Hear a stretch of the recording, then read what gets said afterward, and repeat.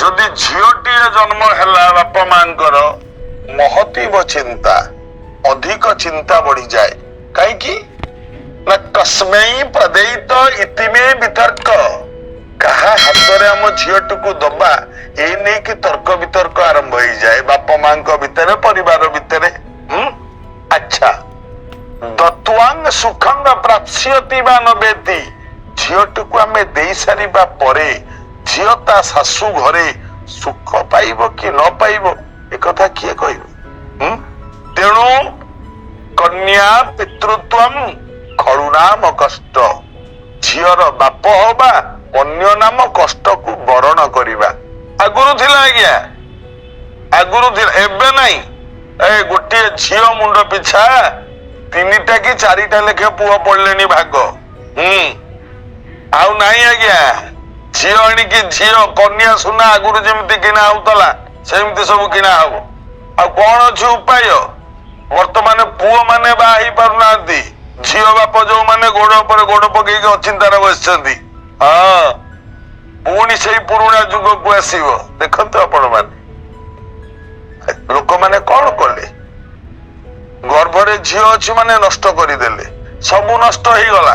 ଝିଅ କିନ୍ତୁ ବୁଝିଲେନି,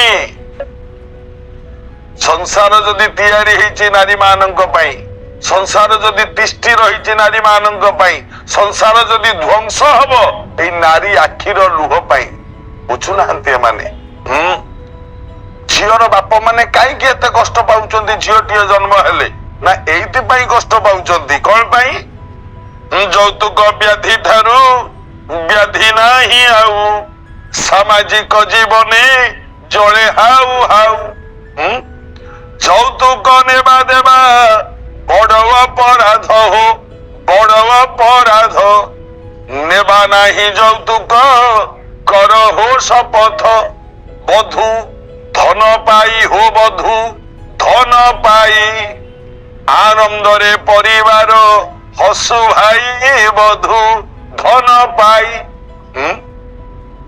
ବହୁ ରୂପକ ଧନଟି ଘରକୁ ଆସୁ, ଆଉ କୌଣସି ଧନ ଆବଶ୍ୟକତା ନାହିଁ ଆଜ୍ଞା, ସତ। କିନ୍ତୁ ଝିଅର ବାପା ମା ବାସ୍ତବରେ ଖୁସି ହବା ଦରକାର ଏଣିକି, ସତ କଥା ଏଇଟା।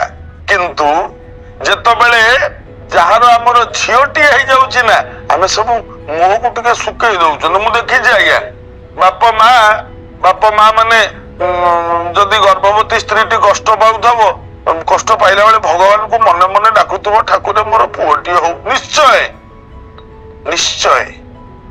ଆଉ ଯୋଉ ଝିଅଟି ହେଇଗଲା ନା, ସେ ମାଟି ଆଗେ ମୁହଁ ଶୁକେଇ ଦବ, ଝିଅଟି ହେଲା।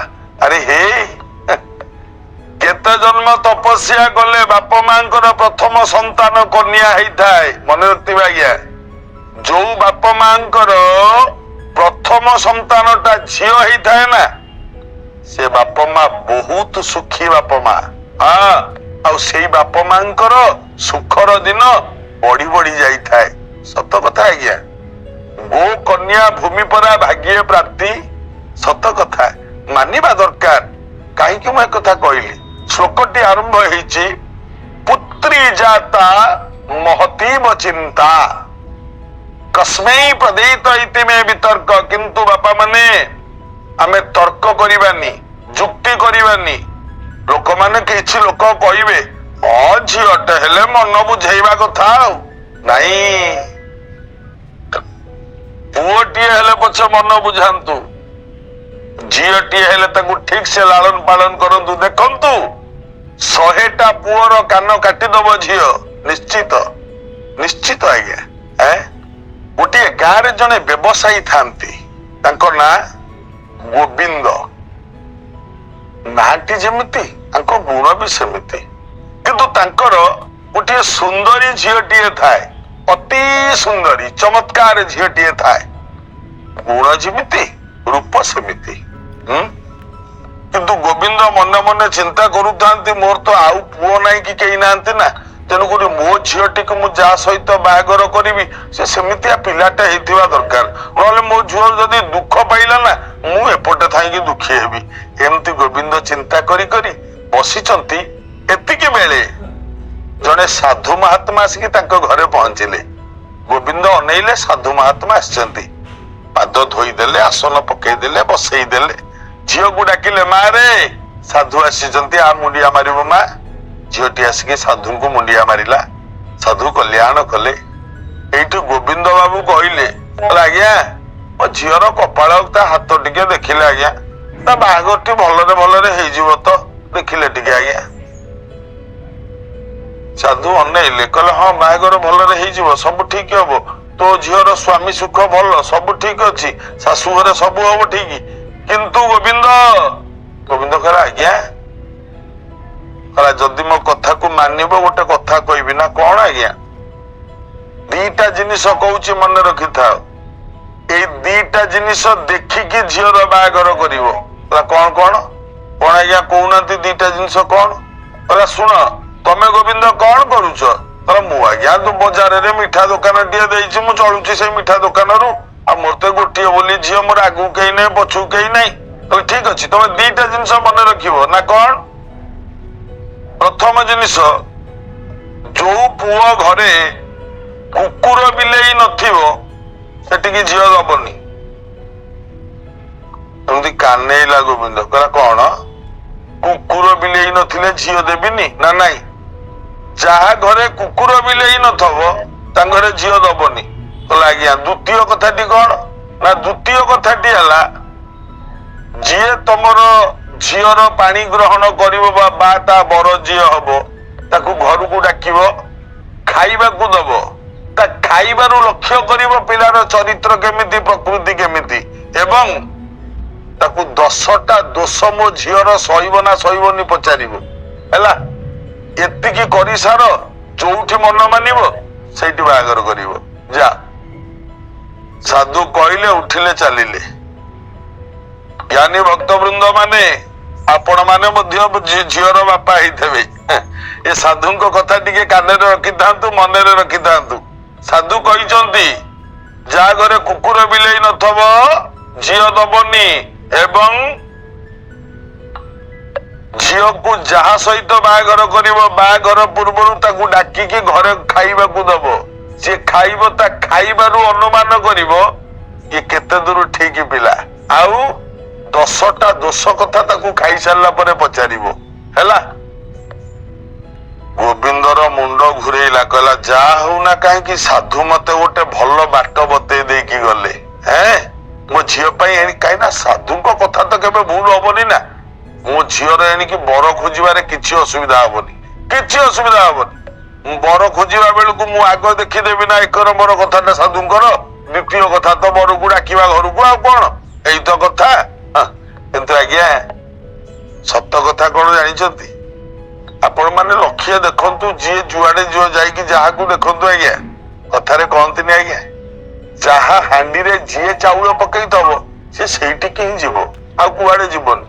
ଯାହା ପାଇଁ ଯାହାକୁ ଗଢା ହେଇଥବ, ଯାହା ପାଇଁ ଯିଏ ତିଆରି ହେଇଥବ, ସେ ତାରି ଦ୍ଵାରା ହିଁ ହାତ ଗଣ୍ଠି ପଡିବ।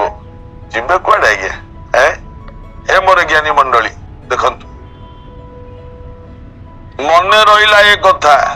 ସାଧୁ କହିକି ଯାଇଛନ୍ତି, ଏତିକି ଦେଖିଲେ ବାହାଘର କରିବୁ, ନହେଲେ ବିବାହଘର କରିବୁନି। ବାବା ମାନେ, ପ୍ରତ୍ୟେକ ପୁଅ, ପ୍ରତ୍ୟେକ ଝିଅ, ସବୁ ପୁରୁଷ ସ୍ତ୍ରୀଙ୍କ ଜୀବନରେ ବିବାହ ଭଳି ଆନନ୍ଦର ବନ୍ଧନଟିଏ ଜୀବନରେ ଥରେ ଆସେ। ଦେଖିବା, ସାଧୁ ତ କହିକି ଯାଇଛନ୍ତି, ଇଏ କଣ କରୁଛି ଦେଖିବା, କେମିତିଆ ଜୋଇଁ ଡାକିକି ଆଣୁଛି, କେମିତିଆ ଜୋଇଁ ସାଙ୍ଗରେ ତା ଝିଅର ବାହାଘର ହଉଛି, ଦେଖିବା କେମିତି କଣ ହଉଛି। ପ୍ରିୟ ଭକ୍ତ ବନ୍ଧୁ ମାନେ, ସୁନ୍ଦରୀ ଏ ଝିଅର ସୁନ୍ଦରୀ ପଣରେ ମୁଗ୍ଧ ହୋଇ, ତା ଗୁଣରେ ମୁଗ୍ଧ ହୋଇ ଅନେକ ପିଲାମାନେ ପ୍ରସ୍ତାବ ଦେଲେ ବିବାହ କରିବା ପାଇଁ। ବାପ ଯାଏ ସମସ୍ତଙ୍କ ଘରକୁ ଯାଇ ଦେଖେ, କୁକୁର ବିଲେଇ ଅଛି ନା ନାଇଁ ଆଗେ ଦେଖେ। କଣ ପାଇଁ ସାଧୁ କହିଛନ୍ତି ମୁଁ ଏ କଥା କହିପାରିବିନି, କିନ୍ତୁ କୁକୁର ବିଲେଇ ଅଛି ନା ନାଇଁ ଦେଖେ। ଯାହା ଘରେ କୁକୁର ବିଲେଇ ନଥିବ ଏଠୁ ଚୁପ୍ କି ଫେରିକି ପଳେଇ ଆସିବ। ଯାହା ଘରେ କୁକୁର ବିଲେଇ ଥବ ତାକୁ ଡାକିବ, ଯିବ ମୋ ଘରକୁ ଖାଇବାକୁ। ସେ ଜୋଇଁ ଝିଅ ହବ, ଖାଇବାକୁ ଯିବ। ସେ ଯେତେବେଳେ ଖାଇବାକୁ ବସେ, ଏମାନେ ବାଡିକି ଦିଅନ୍ତି, ଜୋଇଁକୁ ଯେମିତି ଦିଅନ୍ତି ସେମିତି ଚର୍ଚ୍ଚା କରନ୍ତି। ଏମାନେ ସବୁ ଖାଆନ୍ତି, ପିଅନ୍ତି। ଖାଇସାରିଲା ବେଳକୁ ଆକୁ ପଚାରେ, ମୋ ଝିଅର 10ଟା ଦୋଷ ତମେ କ୍ଷମା କରିବ ତ? ସମସ୍ତେ କହନ୍ତି ହଁ ଆମେ କ୍ଷମା କରିଦବୁ, ଏମିତି କହନ୍ତି। କିନ୍ତୁ ମନ ମାନେନି ବାପର। ସମସ୍ତେ ଫେରିଲେ। ସମସ୍ତେ ଫେରିବା ପରେ ଝିଅ ତା ବାପର ଗୋଟିଏ ପିଲାଦିନର ସାଙ୍ଗ, ତା ନାଁ ହଉଛି ରାଧାକୃଷ୍ଣ। ଇଏ ପଚାରିଲା ଦିନେ, କହିଲା ଭାଇ ଆରେ ଝିଅଟି ତୋର ଏଡେ ବଡ ହେଲାଣି, ତା ବାହାଘର ସାଗର କଲୁଣି ନା କରିନୁ? ନାଇଁ ଭାଇ, ମତେ ତ ସାଧୁ ଗୋଟିଏ ଭଲ କଥା କହିଦେଇ ଯାଇଛନ୍ତି, ମୁଁ ତ ଖୋଜୁଛି, ମୁଁ କଣ ଏପର୍ଯ୍ୟନ୍ତ ପାଇଲିନି ଯେ ଝିଅ ବାହାଘର କରିବି। କହିଲା ଆରେ କଣ ଖୋଜୁଛୁ? ନା ସାଧୁ ମତେ କହିଛନ୍ତି ଯାହା ଘରେ କୁକୁର ବିଲେଇ ନଥିବ ତା ସେଠି ଝିଅ ଦବୁନି।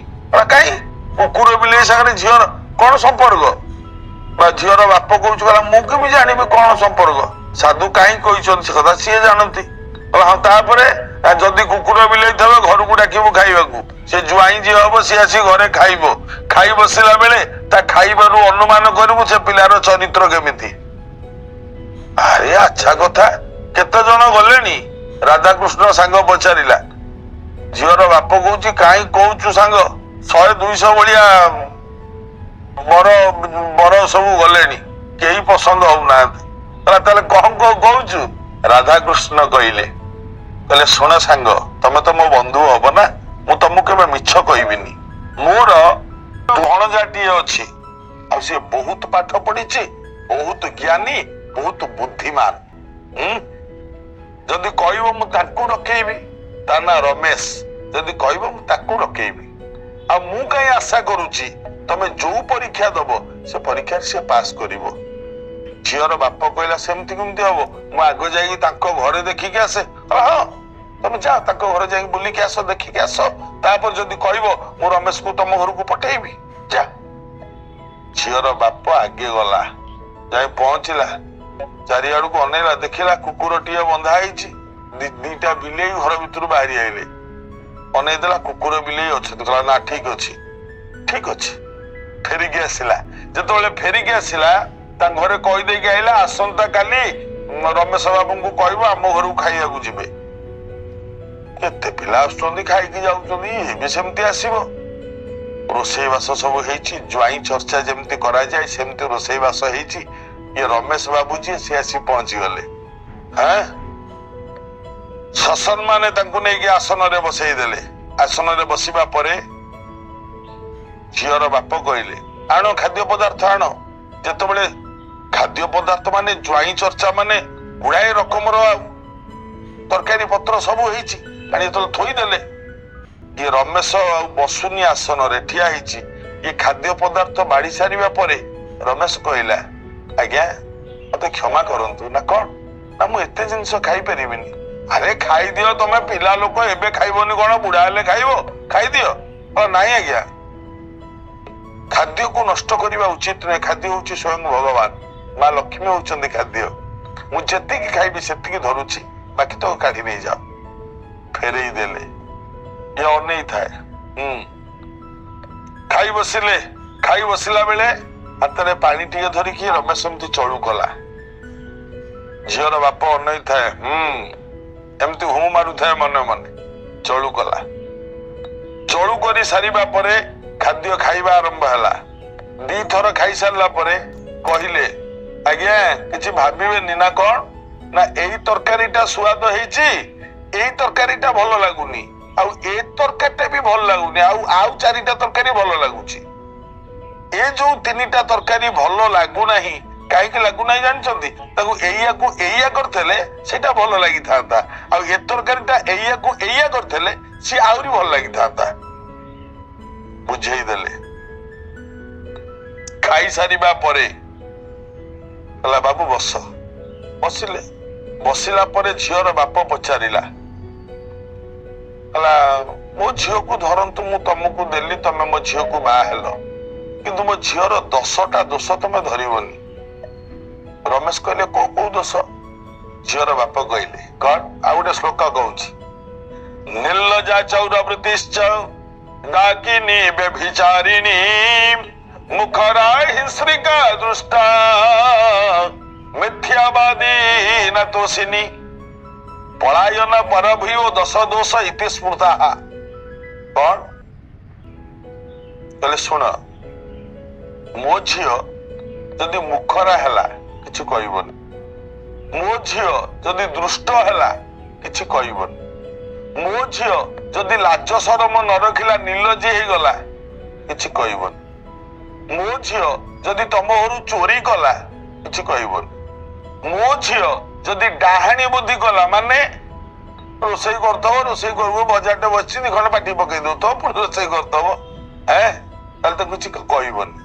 ମୋ ଝିଅ ଯଦି ତମ ଘରେ ବ୍ୟଭିଚାରିଣୀ ହେଲା କିଛି କହିବନି। ଯଦି କାହା ସହିତ କୁଆଡେ ଚାଲିଗଲା କିଛି କହିବନି। ଏ ସବୁ କହିସାରିଲା ପରେ ରମେଶ ପଚାରିଲା, କହିଲା ଯଦି ଏତିକି ଗୁଣ ଆପଣଙ୍କ ଝିଅ ଦେହରେ ଅଛି, ଯୋଉ 10ଟାଙ୍କ ଗୁଣ ଯୋଉ କହିଲେ, ଯଦି କରିବ ମାନେ ଯଦି ଆପଣଙ୍କ ଝିଅ ଦେହରେ 10ଟା ଗୁଣ ଅଛି ତାହେଲେ ଆପଣ ତାକୁ ବାହାଘର ଦେବା ଉଚିତ ନୁହଁ। ସେ ବିବାହ କରିବା ଉଚିତ ନୁହେଁ ଆଜ୍ଞା। ତାକୁ ଆପଣ ମାରିଦବା ଉଚିତ। ସେ କାହିଁ ବାହା ହବ? ଝିଅର ବାପ ଅନେଇଲେ, କହିଲେ ହଁ। କହିଲେ ନାଇଁ ନାଇଁ, ଏ 10ଟା ଗୁଣ ଭିତରୁ ଯଦି ଗୋଟେ ଦିଟା ଗୁଣ ଥାଏ, କହିଲେ ନାଇଁ କାହିଁକି ରହିବ ଗୋଟେ ଦିଟା ଗୁଣ? କହିଲେ ନାଇଁ ଲୋକଙ୍କର ଚରିତ୍ର ପ୍ରକୃତି। ଏଇଠି ରମେଶ କହିଲେ, କହିଲେ ଆଜ୍ଞା ଶୁଣନ୍ତୁ, ଗୋଟେ ସ୍ୱାମୀ ଯଦି ତା ସ୍ତ୍ରୀକୁ ବଦଳେଇ ନ ପାରିବ ତାହେଲେ ତା ଛୁଆ ମାନଙ୍କୁ ସିଏ ମଣିଷ କରିବ କେମିତି? ହଁ ସତ କଥା। ଆରେ ମଝି ଖୁଣ୍ଟଟା ଯଦି ଠିକ ଥିବ, ଆପଣ ଯେମିତି ଓଲିଆ ଗାଈ ନେଇକି ଖୁଣ୍ଟରେ ବାନ୍ଧୁନାହାନ୍ତି ସେ ଯିବ କୁଆଡେ? ମୁଁ ପରା ଠିକ ଅଛି। ଆପଣ ସେ 10ଟା ଦୋଷ ତା ପାଖରେ ଆସିବ କୁଆଡୁ? ସେ ମୋ ପାଖକୁ ଆସିଲା ପରେ 10ଟାଙ୍କ ଦୁର୍ଗୁଣ 10ଟା ସୁଗୁଣରେ ପରିବର୍ତ୍ତନ କରେଇଦେବି। ଯଦି ସ୍ୱାମୀଟା ସ୍ତ୍ରୀକୁ ବୁଝେଇ ନ ପାରିଲା ଆଉ ତା ଛୋଟ ଛୁଆଙ୍କୁ ବୁଝେଇକି ମଣିଷ କରିବ କେମିତି? ବାପା କହିଲେ ଠିକ ଅଛି, ବଢିଆ ସୁନ୍ଦର କଥା, ସୁନ୍ଦର କଥା। ଆଚ୍ଛା ଠିକ ଅଛି, ତମ ସହିତ ମୋ ଝିଅର ବାହାଘର ମୁଁ ପକ୍କା କରିଦେଲି, ହେଲା। ରାଧାକୃଷ୍ଣ ଯୋଉ ସାଙ୍ଗ ତାଙ୍କର ଏତିକି ବେଳେ ଥିଲେ କୁଆଡେ ପଦାରେ ଚାଲି ଆଇଲେ, କହିଲେ ହଁ ହେଲା, ପକ୍କା ତ ହେଇଗଲା, ମୋ ଭଣଜା ସହିତ ତମ ଝିଅର ବାହାଘର ହବ, ହେଇଗଲା ଠିକ। କିନ୍ତୁ ମୁଁ ଗୋଟେ କଥା ବୁଝିପାରୁନି ନା କଣ, ତମେ କୁକୁର ବିଲେଇ ତାଙ୍କ ଘରେ କାହିଁକି ଦେଖ? ଯାହା ଘରେ କୁକୁର ବିଲେଇ ନଥିବ ତା ଘରେ ଝିଅ ଦେବିନି, ମାନେ କଣ? ଏଇଠି ଝିଅର ବାପା କହିଲେ, କହିଲେ ସାଧୁ ମତେ ଅର୍ଥ ବି କହିଥିଲେ, କଣ? ଯାହା ଘରେ କୁକୁର ବିଲେଇ ନଥିବ ସେ ଘରେ ଝିଅ ଦବନି। କାରଣ ଶୁଣ, ଯୋଉ ଲୋକର ଜମି ବାଡି ଥବ, ଚାଷ ବାସ କରୁଥବ, ଧାନ ଚାଉଳ ଘରେ ଥବ, ତା ଘରେ ଅଲବତ ମୂଷା ଥିବେ। ଆଉ ମୂଷାଙ୍କୁ ମାରିବା ପାଇଁ ସେ ନିଶ୍ଚୟ ବିଲେଇ ରଖିଦବ। ଆଉ ଯାହା ଘରେ ଧାନ ଚାଉଳ ନଥିବ ତା ଘରେ ତ ମୂଷା ନଥିବେ, ମୂଷା ମାରିବା ପାଇଁ ବିଲେଇ କୋଉଠୁ ଆସିବ? ଯାହା ଘରେ ବିଲେଇ ନଥିବ ଜାଣିବ ତାର ଜମି ବାଡି ନାହିଁ। ଆରେ ହେ କଲା ପଚାରିବା କଣ ଦରକାର? କିଏ ମିଛ କହିବ ସତ କହିବ? ଯାହାର ଜମି ବାଡି ଥବ ମାନେ ତା ଘରେ ବିଲେଇ ଥିବେ। ଆଚ୍ଛା କୁକୁର, ବୁଝିପାଇଲନି? ଯଦି ଲୋକଟିର ଧନ ସମ୍ପତ୍ତି ଥବ, ଚୋର ପଶିବ ବୋଲି ସେ କୁକୁର ଜଗେଇଥବ। ଯଦି ଧନ ସମ୍ପତ୍ତି ନଥବ ଆଉ ତାର ତ ଚୋର ତ କାହିଁ ପଶିବ ନା, ସେ କାହିଁ କୁକୁର ଜଗେଇବ? ମାନେ ବୁଝି ନବ, କୁକୁର ବିଲେଇ ନଥିଲେ ଆର ଜମି ବାଡି ନାହିଁ କି ଧନ ସମ୍ପତ୍ତି ବି ନାହିଁ। କୁକୁର ବିଲେଇରୁ ବୁଝିବ। କହିଲା ଆରେ ହେ, ଆଉ ଖାଇବାକୁ? କହିଲା ଶୁଣ, ଯେତେ ପିଲା ଆସନ୍ତି ଖାଇବାକୁ ସମସ୍ତେ ବସିଗଲେ ଆମେ ବାଢି ଦେଲୁ, ସୁସ୍ୱାଦୁ ଜିନିଷ ହେଇଛି, ସମସ୍ତେ ପେଟେ ପେଟେ ଖାଇଦିଅନ୍ତି। କିନ୍ତୁ ଆମେ ଦେଖିଲୁ ଇଏ ପ୍ରଥମ ପିଲା ଯିଏ କି କହିଲେ ମୁଁ ଏତେ ଖାଇବିନି, କାଢି ନେଇଯାଅ, ମୁଁ ନଷ୍ଟ କରିବିନି। ଗଲା, ଇଏ ହେଲା ପ୍ରଥମ କଥା। ଦ୍ୱିତୀୟ କଥା, ଇଏ ଚଳୁ କରିକି ଖାଇଲେ, ମାନେ ଠାକୁରଙ୍କ ଉପରେ ଆଙ୍କର ବିଶ୍ୱାସ ଅଛି, ଇଏ ଧର୍ମ ବିଶ୍ୱାସୀ ଲୋକ, ଇଏ କେବେ ଅଧର୍ମ କରିବେନି। ତାପରେ ସବୁ ଖାଇସାରିବା ପରେ ଇଏ ବାଛିଲେ, ଏଇ ତରକାରୀଟା ଏମିତି ହେଇଛି, ଏଇ ତରକାରୀଟା ଏମିତି ହେଇଛି, ଏଇଟା ଭଲ ହେଇଛି, ଏଇଟା ଖରାପ ହେଇଛି। ଯେତିକି ପିଲା ହେଇଛନ୍ତି ସମସ୍ତେ କହିଛନ୍ତି ଆଜ୍ଞା ବଢିଆ ଆଇଟମ, ବଢିଆ ରୋଷେଇ ଆପଣ କରୁଛନ୍ତି, ସମସ୍ତେ କହିଛନ୍ତି। କେହି ବାଛି ନଥିଲେ। ଇଏ ବାଛିଲେ ମାନେ ଇଏ ସ୍ପଷ୍ଟବାଦୀ, ଇଏ ସବୁବେଳେ ସତ୍ୟ କଥା ହିଁ କହିଥାନ୍ତି। ଇଏ ଗୋଟିଏ ଗୁଣ। ଆଚ୍ଛା, ତାପରେ କହିଲେ ଏଇ ତରକାରୀଟା ଏମିତି କଲେ ହବ, ଏଇ ତରକାରୀଟା ଏମିତି କଲେ ହବ। ତାର ମାନେ ରୋଷେଇ ବାବଦରେ ଆଙ୍କର ଭଲ ଜ୍ଞାନ ମଧ୍ୟ ଅଛି, ରୋଷେଇ ବାସ କେମିତି କରିବାକୁ ହୁଏ। ତା ଦ୍ଵାରା ମୁଁ ଯୋଉ ମିଠା ଦୋକାନଟି ଦେଇନି, ମୋ ଅନ୍ତେ ସେ ମିଠା ଦୋକାନଟା କିଏ ଚଲେଇବ କି? ମୋ ଜୋଇଁ ହିଁ ଚଲେଇବ ନା। ତେଣୁକରି ସବୁଆଡୁ ଭାବି ଚିନ୍ତିକି ମୁଁ ଏ ପିଲାକୁ ଠିକ କଲି। ରାଧାକୃଷ୍ଣ କହିଲେ କେତେ ବୁଦ୍ଧି ତମର, ଗୋଟେ ଝିଅ ବାହାଘର କରିବ ବୋଲି ତମେ ତ ଗୋଟେ ପୁରାଣ କରିସାରିଲଣି ନା। ଶେଷରେ ହେଲା ନା? ହଁ ଆଜ୍ଞା, ଝିଅଟିଏ ବାହାଘର କରିବେ, କରନ୍ତୁ, କିନ୍ତୁ ଭାବି ଚିନ୍ତିକି। କାରଣ ଗୋରୁ ଗାଈ ବା କଂସା ବାସନ ନୁହେଁ ଯେ ଆପଣ ବଦଳେଇ ଦେବେ ବା ଆଉ ଥରେ କଣ ନିଷ୍ପତ୍ତି ନେଇଯିବେ। ନାହିଁ, ଯୋଉ କାମଟା କରିବେ ଭାବି ଚିନ୍ତି କରନ୍ତୁ। ସାରା ଜୀବନ ପାଇଁ ପୁଅ ଝିଅ ଦୁଇ ଜଣଙ୍କର ଜୀବନ ବିତିବ ନା ଏକାଠି। ତେଣୁ ଠିକ ଭାବରେ ତର୍ଜମା କରି ବୁଝି ବିଚାରି, କିମ୍ବା ପୁଅ ବାହାଘର ବୁଝି ବିଚାରିକି କରନ୍ତୁ, ଯେମିତି ପଛରେ ପସ୍ତେଇବାକୁ ନ ପଡେ।